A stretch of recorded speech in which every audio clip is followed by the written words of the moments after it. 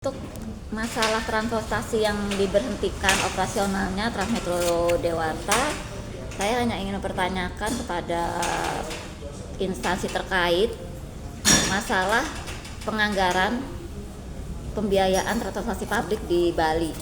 Karena dari hasil pajak daerah yang diterima oleh daerah, itu harusnya ada alokasi untuk transportasi publik. Kemarin PAD Bali satu semester itu yang pertama ya 2024 itu udah 3,1 triliun. Otomatis harusnya kalau sampai Desember sejelek-jeleknya 5 triliun. 5 sampai 6 triliun dapat. Dari situ sekitar 79% atau 80% itu pendapatan dari pajak kendaraan bermotor. Dan dari pajak kendaraan bermotor itu mestinya ada alokasi untuk transportasi publik. Ketika kemarin ada pembahasan bahwa pembiayaan transportasi publik di Bali ini nggak ada, ya sangat mengherankan tuh. Apakah memang tidak dianggarkan akibat tidak keseriusan atau ketiadaan dana sepertinya sangat aneh juga. Karena kalau jika sudah dianggarkan pasti dana itu ada. Di samping dari PAD, setahun ini Bali ini ada pungutan untuk wisatawan mancanegara per orang 150.000.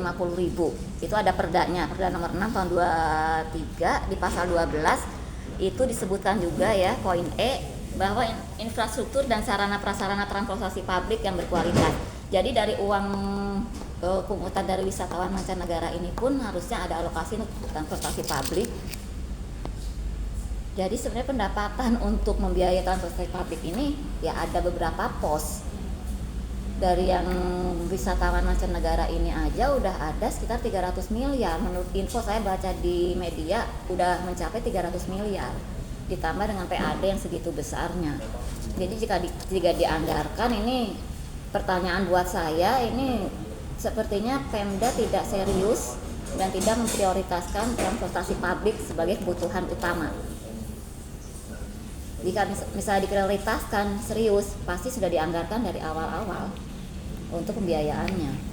Itu aja sih dari segi anggaran.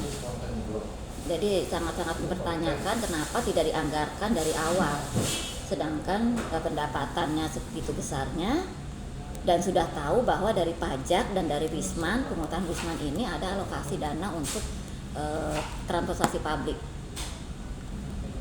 Alasannya apa? Kenapa tidak dianggarkan? Kalau saya sih berpikir tidak ada keseriusan, tidak diprioritaskan untuk angkutan umum ini.